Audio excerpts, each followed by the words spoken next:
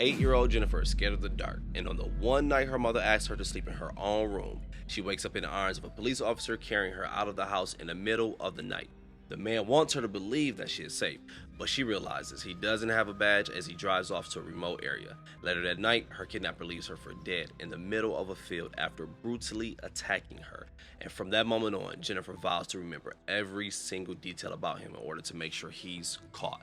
Her injuries leave her unable to talk, yet she still finds a way to catch him. 19 years later. What's good? How you day going? Morning, evening, night, whenever you're watching this video. Now look, as I read this title, right? Killer breaks down crying after 8-year-old victim is found alive. The case of Jennifer Schuett. My bad if I said that name wrong. I'm sorry. I'll get it by the end of the video.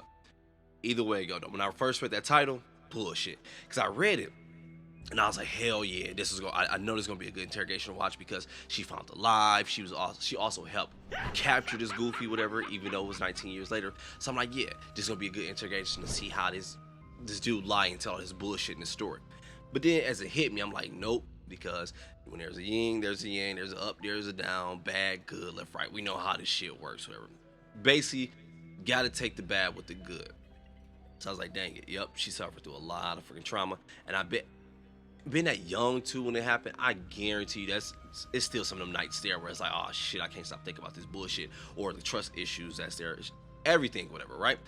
The fact that he even told her that he was a police officer, as legit, like I've never been in those situations, but I always see him on TV where people like fake police officer coming in their door or something like, yeah, requesting to come in, or they'll pull them over, stuff like that. We even saw a video where one was being real goofy, but I'm talking about like in a serious situation, because it's like, if that happens to you, you're never going to trust another one again because you don't know. And it's not even the fact that it's like, I don't like you or understand you. It's just, I don't know. Like, are you really who you say you are? So it's like, this is bullshit. It's like psychological trauma. Then it's like physical. I mean, look, we're about to check out the video, okay? My bad. This shit already getting me hot. Yo, if you want to check out the original video, I'm a little under the weather. My bad. You might see tissue all around, hear me sounding stuffy, but hey, you want to check out the original video? Link will be in the description below, but let's go. You ever heard the name Jennifer Schuett? Yes. Schuett. Did you ever have occasion to come in contact with her? Yes. Tell me about that. No. This suspect has been on the run for 19 years, but in 15 seconds, he's gonna lose control for the first time.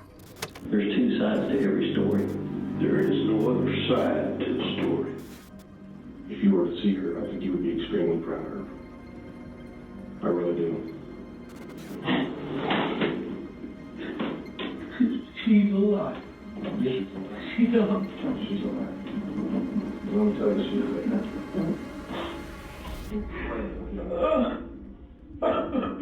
Damn.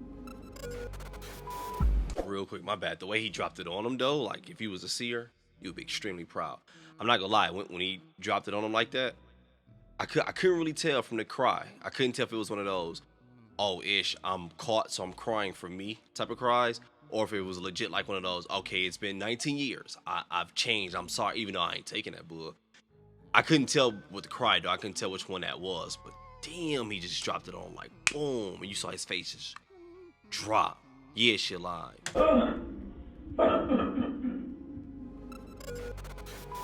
8-year-old Jennifer Schuett, kidnapped, assaulted, silenced, and left for dead. She was only a child at the time and lost the ability to speak after she was horribly wounded by her attacker.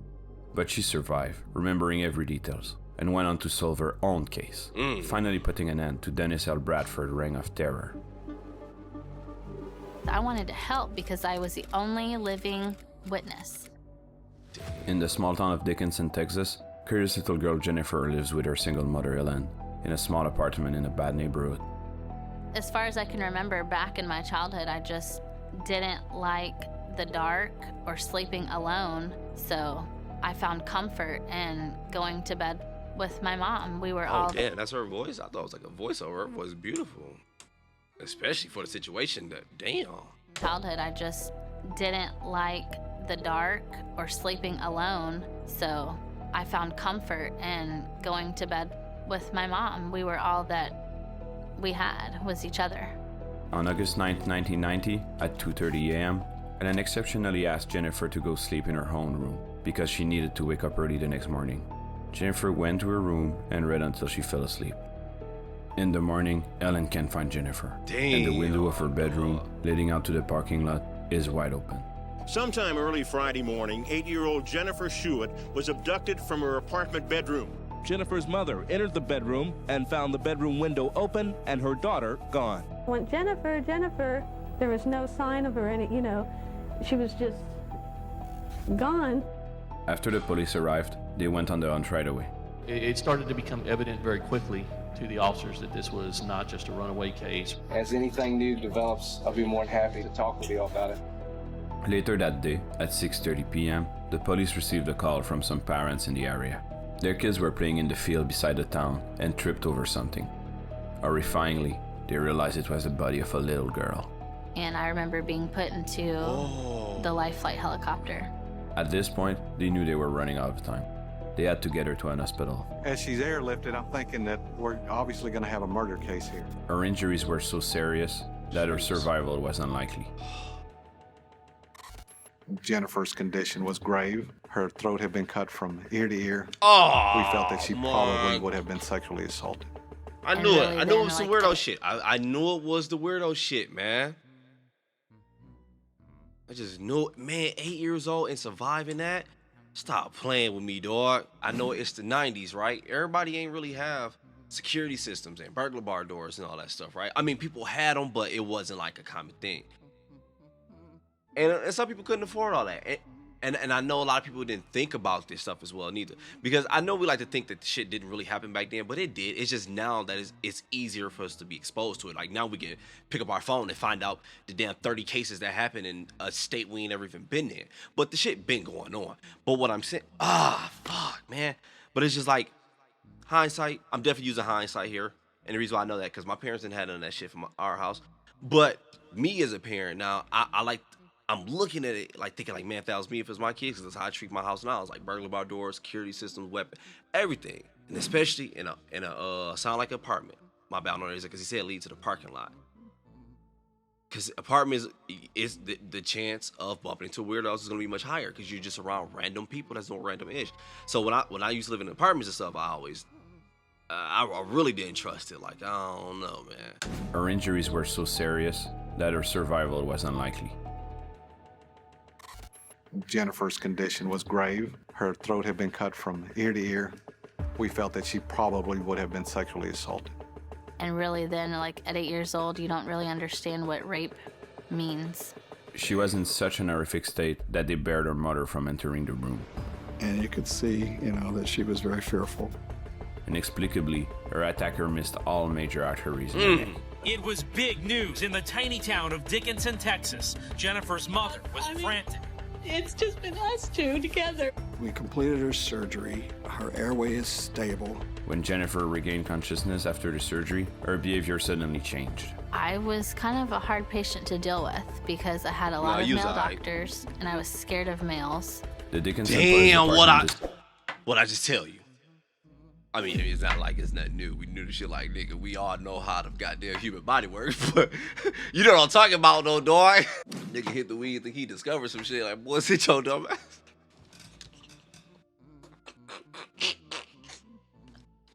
Stop playing with me, dog. No, for real, though, stop playing with me, dog. I'm not gonna lie, though. Hearing her voice, I'm hoping this is actually her voice, not like a voiceover person, because hearing the voice, I'm like, all right, this is... You can still got your voice. Damn. Surgery, her behavior suddenly changed. I was kind of a hard patient to deal with because I had a lot of male doctors and I was scared of males. The Dickinson Police Department dispatched a whole squad to serve her a room in the hospital. With this, plus all the male doctors and staff, Jennifer ended up in a constant state of panic. Everyone was a suspect in my book. One weird detail at the time was her distrust of any and all police officers. But this fact would end up making much more sense once Jennifer started to share her side of the story. With Jennifer, we knew that we had a at the time they don't know. survivor that couldn't speak. The challenges were to extract information from her. Now we're talking about an 8-year-old. Jennifer wasn't able to tell the investigator anything directly. Since they had no other choice, they handed her a notebook and some pens and asked her to answer the question in writing. It was mainly me writing notes to my mother, and then she would hand them to the officer outside. She was only 8 years old, but considered very intelligent for her age. She was very detail-oriented in the way she described the events. So after falling asleep in her bedroom, she woke up in the arms of a stranger. He was running with me, carrying me down the sidewalk, and I immediately tried to scream, but he covered my nose and mouth. He whispered to her that he was a police officer and that she needed to calm down. Then they got into a car and he held her on his lap as they drove away.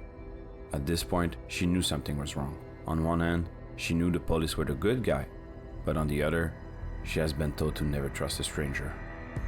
As a child, I wanted to believe him, but the part of me that was scared of the dark knew that there was something really wrong here. This tipped the investigator on why she wouldn't trust no males, especially not police officers.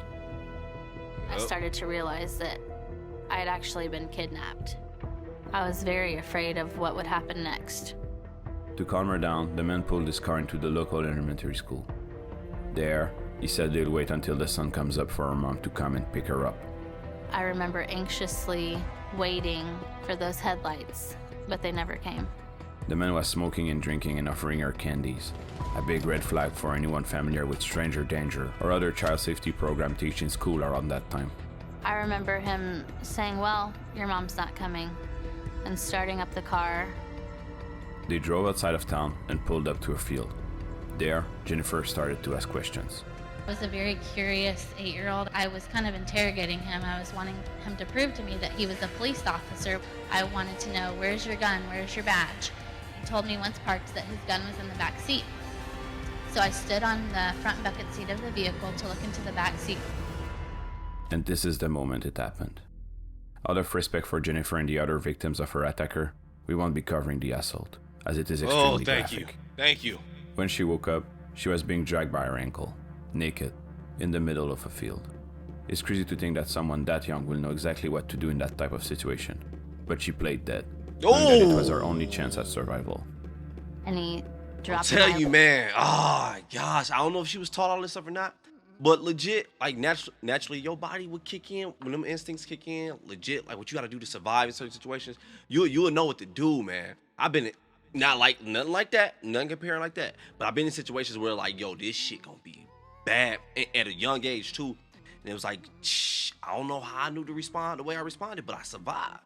Played dead, knowing that it was her only chance at survival. And he dropped my legs. I heard him walk off. He left her for dead, on top of an anthill. As the sun was coming up, she could hear children playing and dogs barking around in the field. I realized I couldn't scream. I had just enough strength to throw my right hand on top of my neck. And I looked at my hand and it was full of blood. At this point, she was drifting in and out of consciousness, but the fire ants kept biting her and waking her up. And even as death was lurking in, she kept reminding herself of all the details she witnessed, thinking that if she survived, she would catch him. Yup, like... I remember saying that he looked greasy and like he may have had a scar or something on his face. I remember writing down that there were beer cans in the car and the brand of cigarettes that he had. Just every little detail that I could remember, everything that I thought would help in finding him. By asking him a question while she was in the car, she even got him to tell her his name. And so I wrote, he said his name was Dennis. A sketch artist was brought in to help her turn her memories into something the police could use.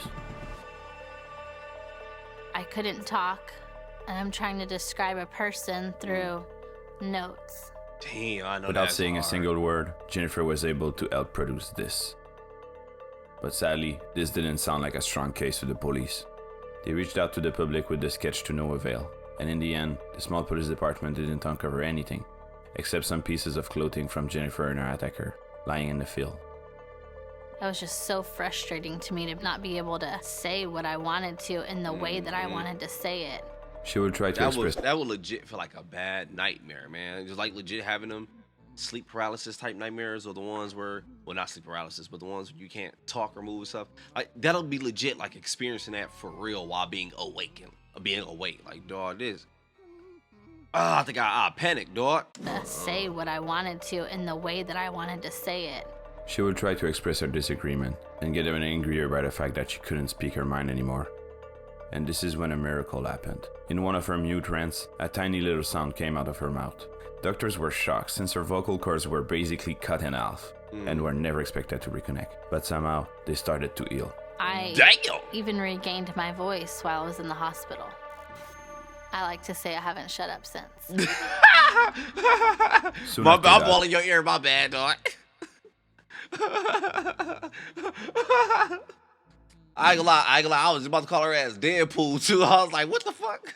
What kind of mutant shit going on? You got powers? But no, I was about to say something like crazy though, but damn, dog. Look, I'm glad to see her in good spirits too. And I'm glad to hear her beautiful voice, so I'm not gonna lie, man. After reading that description and everything, I was like, and I do think I know a little. I think I remember hearing a little bit about this case. I don't know exactly though. I don't think I did. But man, I want to end it right here. Me just saying her in good spirits. I don't want to hear the story what happened, none of that BS. I want to go back to dog. I want to see him in the interrogation room after when they told him. That's the part I want to see, dog. That's what I'm here for. I'm chilling today. Smoking cookie from the middle shelf, so I'm kind of blowed. when people do like true crime reactions, they should have it so you can select like the proceeds from this video or go to something. I don't know why you two don't have it like that. That'd be fire. Like I'm selecting to have all the funds from this video go to this fund. Like that'll be kind of dope. It'll make donating like hella easier and hella doper. I don't know. I'm just thinking it is because it's like I don't know. Whatever. Let's watch this video. Mr. Ballin already got mass on like 3 or 4 subscriptions. I hate leaving the stories make me feeling bad. I'm like, man, with my credit card and I'm helping. All right, joke's over. Back to the video. Dog. In one of her mute rants, a tiny little sound came out of her mouth. Doctors were shocked since her vocal cords were basically cut in half and were never expected to reconnect. But somehow, they started to heal. I even regained my voice while I was in the hospital. I like to say I haven't shut up since. Soon after that, she was discharged from the hospital, went back home, and even returned to school the next year. But going back out into this world where you were just so viciously attacked, who would want to go back into that? She wasn't the only one going through trauma at this time. The entire small town of Dickinson followed. Because the whole community was on edge. No one knew who had done this to me. The police added more staff to its department and started to position officers in schoolyards and even inside classrooms. As time is progressing, the leads are getting colder and colder and you're losing your resources. It's very frustrating. The case gets cold. And Jennifer ended up waiting for 18 years with no sign of progress on her case. And then I got a phone call that Detective Tim Cromie would be taking over my case and he wanted to meet with me. For the first time in years, a police officer asked to meet with her. He told her something which gave her hope. Sitting down with Jennifer for the first time. I told her, I said, Jennifer, I will do whatever I can do in my power till the end of my career to get you the answers that you need for this case. And that simple sentence changed my life. I felt like he was as dedicated to the solving of my case as I was. It was a unique aspect of having Jennifer there to help with certain aspects of the case that otherwise we had never known. I really wanted to be a part of the solving of my own case. I wanted to help because I was the only living witness. He contacted the FBI and asked them to analyze the pieces of clothing they found in the field 18 years prior. Often working cold cases, time is your enemy. People forget, people move away, people die. This was one of the benefits of time in our case, was the advances of technology in the DNA field. As time went on, and it took so long, my optimism faded. If we didn't get a DNA hit, I wondered if we were ever going to solve this case. The procedures took an entire year, but weren't fruitless. It was 2:30 in the morning. My phone rings, and it's the DNA lab. The DNA examiner told me we got a hit. We got a nigga. On September 22, 2009, the FBI gave them a name. Dennis Earl Bradford. Who is that? We never saw that name in a report. When Tim and I made the connection back to... So he really gave her name in the car, huh? We never saw that name in a report. When Tim and I made the connection back to the notes that Jennifer wrote saying his name was Dennis. Jennifer was 8 years old, on pain medication, couldn't speak, and then all these years later, for that to actually be the fact. At that point, it was monumental that this girl was so accurate. He was a 39 years old man from Arkansas who had just been released from prison for another kidnapping. Only 6 months after Jennifer's abduction, he was arrested for attempting to sexually assault another woman in a bar. 7 years after the first abduction, the man went for another woman, choked her, and pulled a knife to her throat, just like he did to Jennifer. And it was from that sexual assault that his DNA was put into the national database that ultimately matched back to the evidence we submitted. They also received a copy of his driver license from 1990. As you can see, Jennifer's sketch and the driver license picture are perfect. It was almost as if drawing a sketch based on that driver's license photo. It was that accurate. Damn! Soon after, the police got a warrant and arrested Dennis. When they called... Man, not only is her memory like hella freaking good, and she's able to obviously paint a picture with it really good as well, even without voice though. And on top of that, after going through everything, like that's hard, dog. That's crazy. It was almost as if drawing a sketch based on that driver's license photo. It was that accurate. Soon after, the police got a warrant and arrested Dennis. When they called me that morning and told me that they really arrested this person, Dennis Earl Bradford, it was the most surreal moment of my life. We were hoping, most importantly, to get a confession. We didn't want there to be any way this could be beat in court. Forgive me, Mama. I looked the little girl out of that window. And I put her in my car. And she was freaking out that I told her, please, just don't worry, it'll be all right. Why she supposed to listen to that? The little girl that I was a police officer. I pulled off on this little road. And the little girl, she was so scared. I just lost her. I was like a savage animal. I forced myself to say it.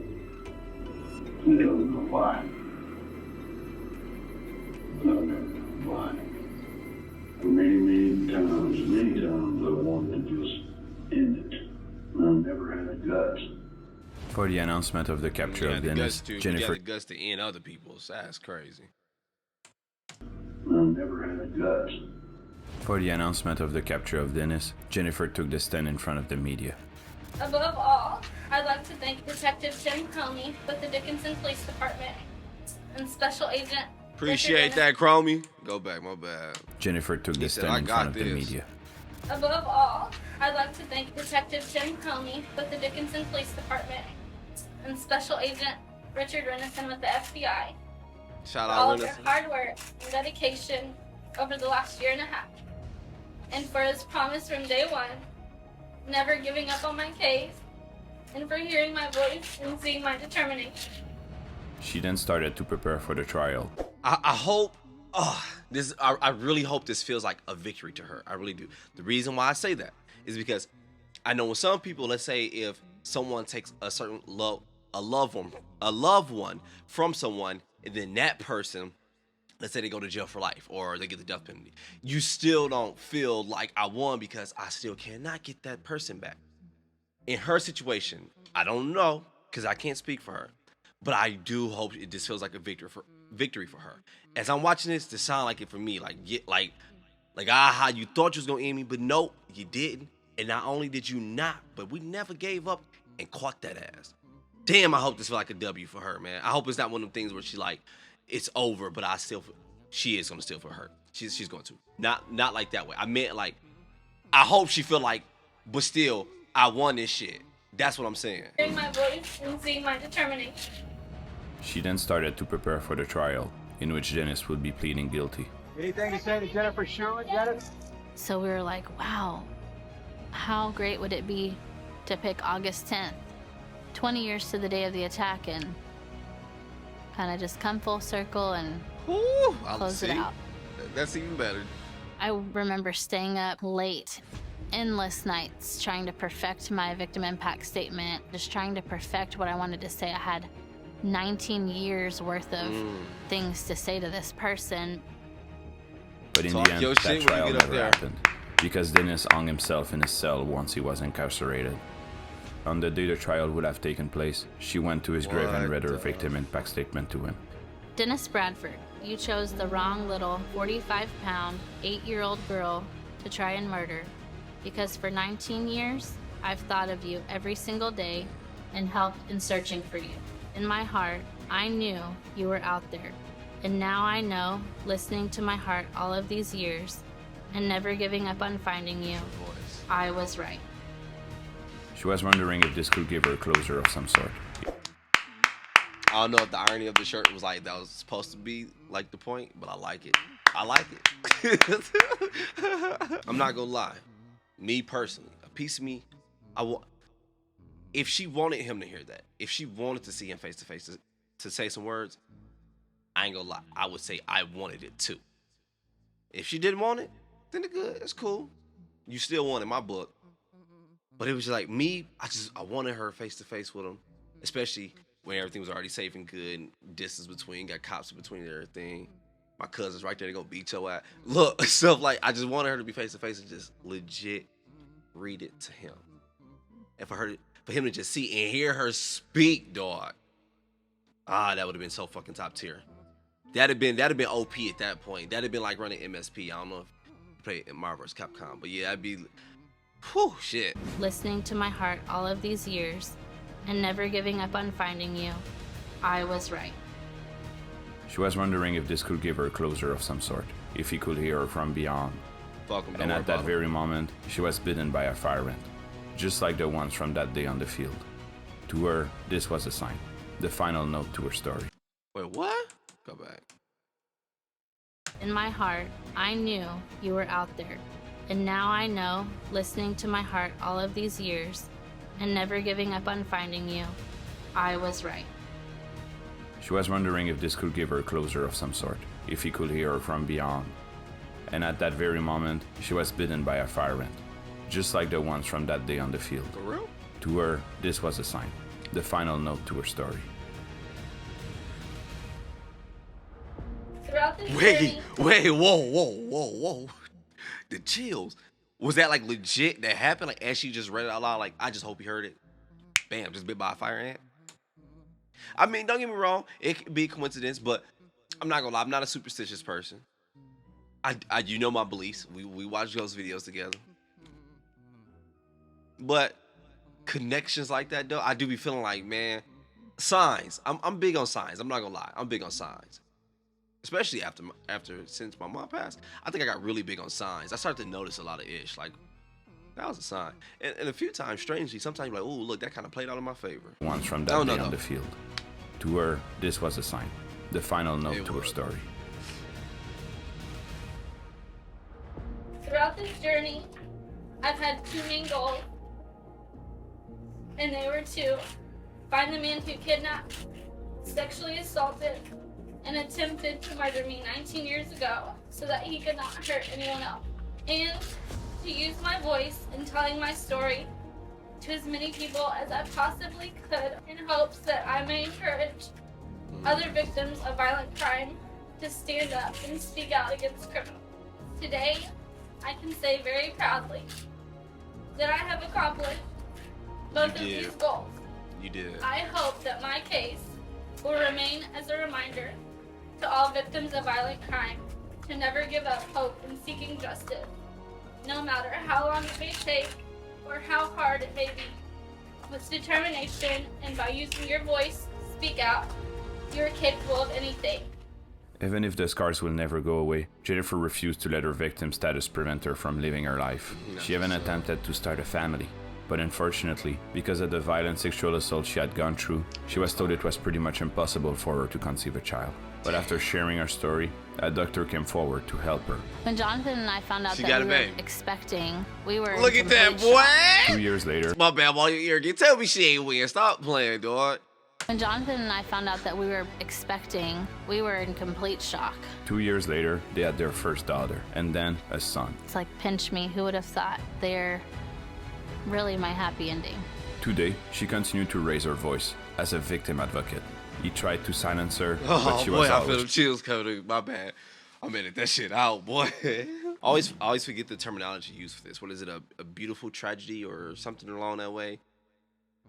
One of those, definitely one of those. Cause I ain't gonna lie, when he's like, but unfortunately, due to the past situation, I thought he was about to go the direction and say that it didn't work, which I don't blame her. Because I thought I was about to say her trust just wouldn't let bro in.